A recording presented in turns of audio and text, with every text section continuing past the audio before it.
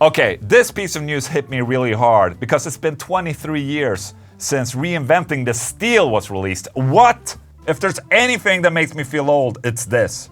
And that also means that it's been 23 years since I saw Pantera live. You know, back in the day. Holy shit, 23 years? That's like half my life ago. Reinventing the Steel was the first album where they didn't use Terry Date.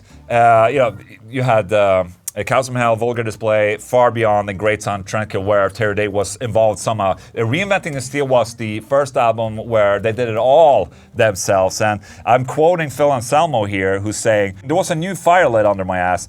Dimebag and I were pretty damn close on this one because I had been a bit of a wreck before, and when I showed up for jam sessions, I think Dime and the rest of the guys were psyched that I wasn't constantly frigged up." Anselmo wasn't exactly sober during the entire process, but his commitment to Pantera was strong, and the lyrics he penned for songs like Outcast, A Shutdown, Will Grind That Axe for a long time were honest and visceral, revealing his pride in the band's accomplishment and his desire to defeat his demons. Which begs the question, I mean, he wasn't completely sober at all. I mean, I don't think Phil sobered up like in the past 5-6 years, but back then he was still heavily drinking. I remember during the show that he was not sober at all. He was definitely not sober.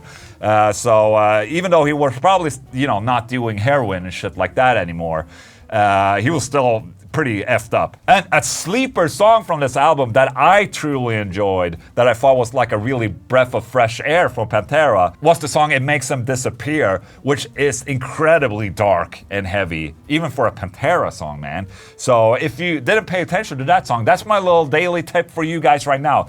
It'll Make Him Disappear. Check out that song.